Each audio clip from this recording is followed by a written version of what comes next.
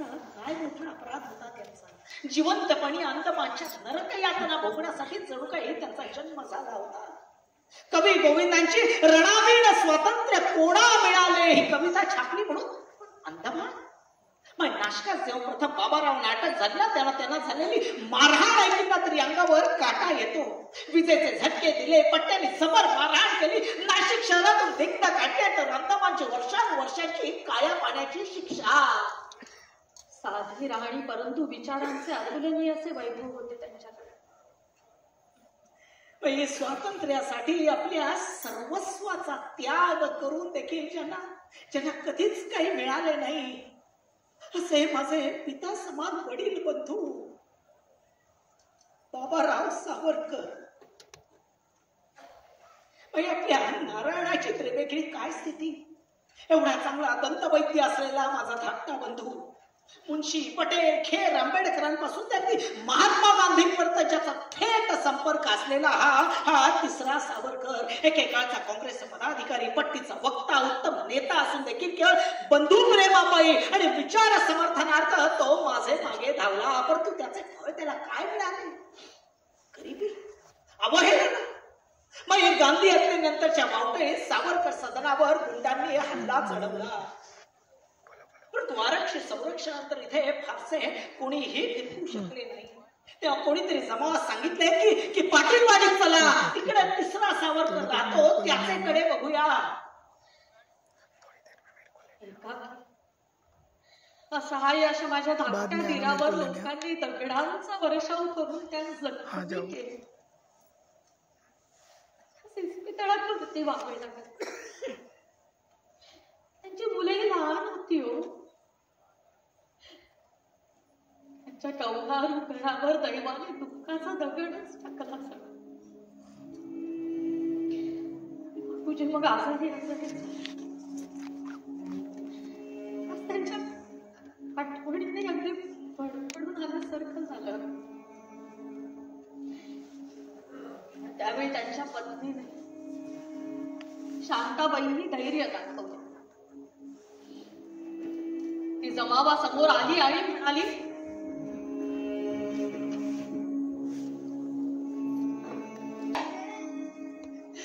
गांधीवधाच्या आनंद प्रित्यर्थ आम्ही पेढे वाटले म्हणता लाज कशी वाटत नाही बोलायला.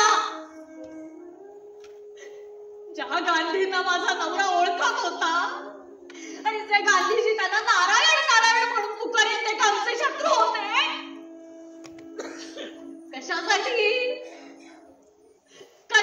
पेढे वाटू आम्ही? कशासाठी?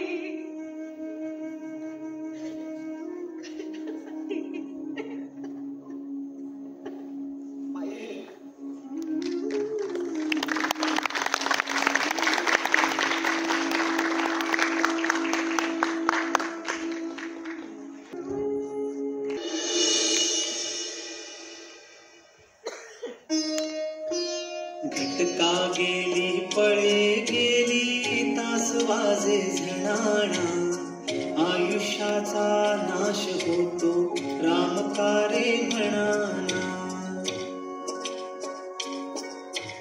एक प्रहर, दोन प्रहर, तीन प्रहर गेले, चौथा प्रहर संसारात चावटीने नेले. घटका गेली, पळे गेली, तास वाजे झाला.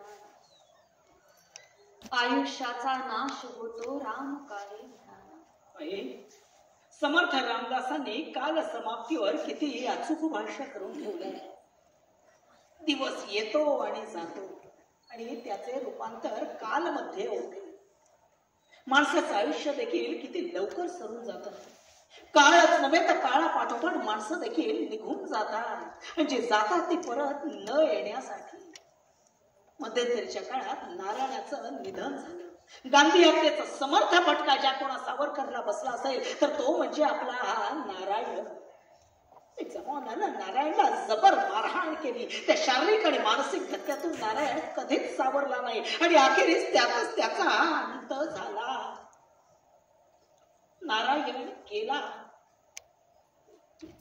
मग नारायण गेला तेव्हा त्याच्या अंत्ययात्रेबरोबर स्मशानापर्यंत चालतच गेलो होतो मी, परंतु त्याच्यासाठी कुणीही अश्रू ढाळले नाही, त्याचं गुणगान झालं नाही अथवा त्याचा आदर सत्कार देखील कधी झाला नाही. असा आपला नारायण. माई आपला नारायण आपल्या आधी गेला ग. गांधीवधाच्या शोकात्म नाट्याचा शेवट आपल्या निष्कलंक सुटकेने झाला. पण काळ जाता जाता त्याला हवी असलेली माणसेही घेऊन जात होता. खरंय माई. 1 ऑगस्ट 1949 रोजी हिंदू महासभेचे मद्रासचे ज्येष्ठ नेते पंचनाथ अय्यर वकिलांचं निधन झालं. या खटल्यासाठी या गृहस्थानं निशुल्क काम केलं होतं. हिंदू महासभेचे ज्येष्ठ नेते एक एक करून काळाच्या पडद्याआड जाऊ लागले. डॉक्टर मुंजे गेले, परमानंद गेले. जे आपल्याला सोडून गेले त्यांच्याबद्दल दुःख तर आहेच. काळाने अकाली त्यांच्यावर घाला घातला, परंतु जिवंतपणी जे आपल्याला सोडून गेले त्यांच्याबरोबरच त्यांच्याबद्दल अधिक खंत वाटते. बॅरिस्टर निर्मल चंद्र चटर्जी उच्च न्यायालयात न्यायाधीश म्हणून रुजू झाले, तर डॉक्टर श्यामा प्रसाद मुखर्जी यांनी हिंदू महासभा सोडली आणि त्यांनी जनसंघ काढला. हिंदूंच्या रक्तात असलेला सहिष्णू बाबडेपणा आणि अठाई ठेवायचा तो विश्वास, तो देखील त्यांचे ठायी होता. काश्मीरला जाऊ नका, धोका आहे असा बजावणारा संदेश घेऊन मी एक माणूस मुद्दाम डॉक्टरांकडे पाठवला, परंतु त्यांचे उत्तर आले, काळजी करू नका, शेख अब्दुल्ला आणि मी एकत्र काम केलंय, चिंता नसावी. त्यांना वाटले होते की आपला विश्वासघात होणार नाही, परंतु माई काय घडले, काय झाले? काश्मीरमध्ये पाय ठेवता शेख अब्दुल्लाने डॉक्टर मुखर्जी यांना अटक करवली आणि 6 महिन्याच्या आतच डॉक्टर श्यामा प्रसाद मुखर्जी मृत्युमुखी पडले की ज्याची साधी चौकशी देखील नेहरू सरकारने केली नाही. ज्या स्वातंत्र्यासाठी आपण लढला त्याची प्राप्ती झाली. देशाचा एक तुकडा तोडला गेला तरी उर्वरित देश स्वतंत्र झाला, हे काय कमी? या पक्ष राजकारणाचा आताशा मला अनुभव येत चाललाय. अहो पण ऐकू येते. आई, तुला शब्द दिल्याप्रमाणे प्रत्यक्ष राजकारणात तर मी भाग घेतला नाही. त्याचप्रमाणे यापुढे देखील मी केवळ श्रीकृष्णाच्याच भूमिकेत वावरी, नधरी शस्त्र करी. मी गोष्टी सांगेन युक्तीच्याच 4. बर, मला सांग, आपल्या लग्नाला किती वर्ष झाली? हे काय विचारणे झाले. 1901 नाशिकला आपले लग्न झाले. पुणे, लंडन आणि अंदमान मधली काही वर्ष वगळता जवळजवळ 40 वर्ष आपण संसार केला. खरंय. मी आपल्या संसारामध्ये आपल्याला एकूण 4 मुलं झाली. त्यातली 2 नियती आधीच आपल्यापासून हिरावून घेऊन गेली. वाईट झालं, परंतु मला खंत आणखीन एका गोष्टीची वाटते ती या की आयुष्यात मी तुला काही म्हणता काहीही देऊ शकलो नाही. ना बंगला, ना गाडी, ना मान मरातब, ना नोटांची चळक. नाही, स्वारी फिरून घरी सुखरूप आली, यातच मला सारं काही मिळालं. इंद्राचा ऐरावत सुद्धा मला माझे सौभाग्य पुढे तुच्छ आहे. हो, आणि सुखदुःखाच म्हणा तर पुन्हा सौख्य द्यावे, पुन्हा दुःख द्यावे, असे सर्व काही प्रभूच्याच हाती. नको धडपडू रे व्यर्थ या ठिकाणी, तुझी माणसारे कथा दीन वाट. शक्ती जनांची अपुरीच ठरते, जसे देव योजील तैसेच होते. नमस्कार म्हणून मी रघुनंदनाला दोन्ही हातांनी करूया आला.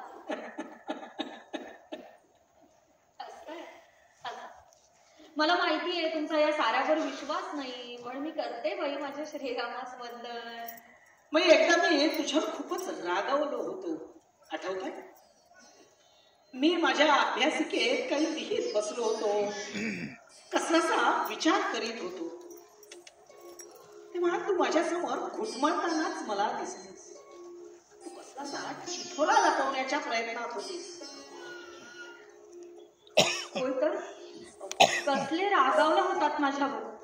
साऱ्या दुनियेचा राग माझ्यावरच काढायचा होता जणू. काय काय त्या चिठोऱ्यात काय लपवतीयस? घाबरले. निघून जायचा प्रयत्न करू लागले तर जीवाच्या आकांताने हा म्हणतो ना. पोलिसांच्या आविर्भावात स्वारी जवळ म्हणाली, माई सावरकर, क्या छुपा रही हो? क्या लिखा है उस चिट्ठी में? मी बाई बिनशर्त चिठ्ठी आपल्याकडे दिली. सुरगाळलेला कागद उघडून आपण त्याचे वाचन केले. चेहऱ्यावर विलक्षण प्रसन्नता पसरली आणि म्हणाला, अरे वा, कविता, कवयित्री सौ लाजाळू सावरकर. छान. आणि स्वरांचा चढ उतार करीत म्हणाला, घे वाच वाच.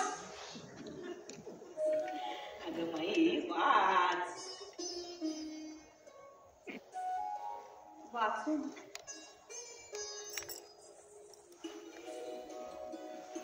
मी अबोली मी न चाफा काय मी समजू आता. मूक झाले शब्द माझे जाण रे माझी कथा. मोल सुकलेल्या फुलांचे शून्य का असते जगी. बाई तीनच ओळी लिहिल्या. अरे वा, चांगली जमली आहे की कविता. मग चौथ्या ओळीसाठी अडलाय ते कुठं? कमला, गोमंत, संन्यस्त खड्ग आणि उत्तर क्रिया लिहिणाऱ्यांना विनंती आहे. मला बाई चौथी ओळ सुचत. आपण पूर्ण करायचं. बर, मग मी पुढे झालो आणि तू रचलेल्या आणि माझ्या स्मरणात असलेल्या त्या कवितेच्या ओळी गुणगुणू लागलो. मी अबोली मी न चाफा काय मी समजू आता. मूक झाले शब्द माझे जाण रे माझी कथा. मोल सुकलेल्या फुलांचे शून्य का असते जगी. बरोबर, मोल सुकलेल्या फुलांचे शून्य का असते जगी. माई, तुझ्या कवितेची ही चौथी ओळ आणि जग राहते. संपता पूजा प्रभूची निर्माल्य उरते मागुती. अगदी बरोबर. ती चौथी ओळ अगदी चपकनशी बसली. संपता पूजा प्रभूची निर्माल्य उरते मागुती. क्रांतिकारकांच्या आयुष्याचेही अखेर निर्माल्यच व्हायचे. काय म्हणाल? म्हटलं मला काही म्हणाल नाही, कुठे काय, काही नाही, सहजच. म्हणजे स्वतःशीच बोलण्याची सवय अजून कायम आहे वाटतं. अगं, अंदमानच्या एकांतवासात जडलेली ही सवय ती या जन्मी तरी जायची नाही. असं आता अंदमानचा विषय निघालाच आहे ना, तर तुला सांगतो. अंदमान मध्ये मी असताना एकूण 3 मराठी राजबंदी होते. बाबाराव, मी आणि आमच्या बरोबरचे तिसरे वामनराव जोशी, उपाख्य दाजी. लोकमान्यांना 6 वर्षांचा कारावास झाला. त्याचा प्रतिशोध म्हणून नाशिकच्या विजयानंद नाट्यगृहामध्ये 17-18 वर्षांच्या त्या तरुण क्रांतिकारकांना अनंत कारंजा जॅक्सनला गोळ्या घालून यमसदनी धाडले. त्या नाशिक गटातील मुख्य सूत्रधार ठरले दाजी. मी अंदमानमध्ये चालवत असलेल्या साक्षरता वर्गांपैकी मला मनापासून मदत करी, कारण ते हाडाचे शिक्षक होते, चित्रकार होते, पेटी देखील उत्तम वाजवी. नाही, एक वार तर अंदमान मध्ये माझ्यावर होणाऱ्या विषप्रयोगापासून देखील त्यांनी मला वाचवले होते. क्रांतिकार्य म्हणजे अपमान, अवहेलना आणि वाईट टाकून घेणे. त्याचप्रमाणे क्रांतिकारकाच्या नशिबी असलेल्या शारीरिक आणि मानसिक यातनांमधून देखील त्यांना जावे लागले होते. पण त्या देशातील राजवटीनं त्यांची देखील किंमत ठेवली नाही. नको बाई, पुन्हा त्या अंदमानच्या आठवणीही नको. ठीक आहे माई, मग मला सांग, तुला दीनानाथ मंगेशकर आठवतो? होय तर चांगला, काय सुंदर आवाज होता नाही त्याचा. अगदी उंच आभाळाला भिडणारी तान. अतिशय नम्र तरुण होता. तुम्हाला सांगते, मला नमस्कार केल्याशिवाय जात नसे तो. प्रसन्न चेहरा, मृदू बोलणे चालणे, त्याच्याबरोबर तो कोल्हटकरही असायचा नाही. खरं, पण सांगलीला चित्रपट निर्माणाच्या जंजाळात तो फसला. अगं, चित्रपट हा नाटकासारखाच व्यवसाय, परंतु दोन्हीचे स्वरूप वेगळे. शेवटी नशिबाच्या गोष्टी आहेत या. कुणाच्या राखेचे सोने व्हायचे तर कुणाच्या सोन्याची माती. माझी आणि दिनानाची पहिली भेट झाली ती संगीत संन्यस्त खड्ग या नाटकाच्या वेळी. अजूनही त्याचा तात्या मी आलोय हा सान्यमासिक आवाज माझ्या कानामध्ये घुमत असतो. आपण एक दोनदा त्याच्या गाडीतून गावातून फिरून आल्याचंही मला आठवतंय. मी अजूनही नभोवाणीवरून संन्यस्त खड्ग हे दीनानाथनं गायलेलं ते पद ऐकलं आणि शब्दरचना वेदा सावरकर. हे शब्द कानी पडले म्हणजे डोळ्यात पाणी तरळून येईल.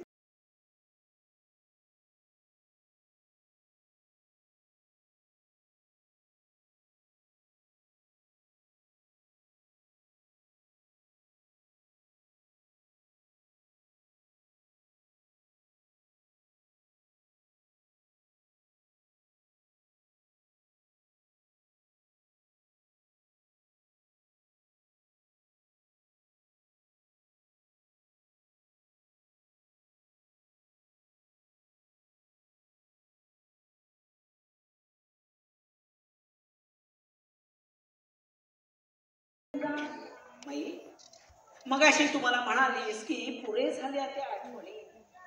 माई, मला विस्मृतीचे वरदान आहे कुठे. जोपर्यंत माझ्या कुडीत प्राण आहेत ना तोपर्यंत वर्तमानात राहून भूतकाळ हा विसरताच येणार नाही मला. मला सांग, सगळ्याच आठवणी या वाईट थोडीच असतात. अगं 27 वर्षाच्या ब्रिटिशांनी मला बंधनात ठेवलं, अज्ञातवासात ठेवलं, एकांतवासात ठेवलं. त्या महासत्तेचा महाप्रतिनिधी जो व्हॉइसरॉय दिल्लीत गो हा चर्चेसाठी मला दिल्लीस बोलवतो, माझे मत जाणून घेतो. अगं हा माझा गौरवच नाही का? मी त्याला सुचवले की महायुद्ध आहे ना, मग घ्या आमची मदत. भौतिक सैन्य दलात, भारतीय सैन्य दलात हिंदूंची प्रचंड प्रमाणात भरती करून घ्या. माई, माझा कोणता स्वार्थ होता त्या?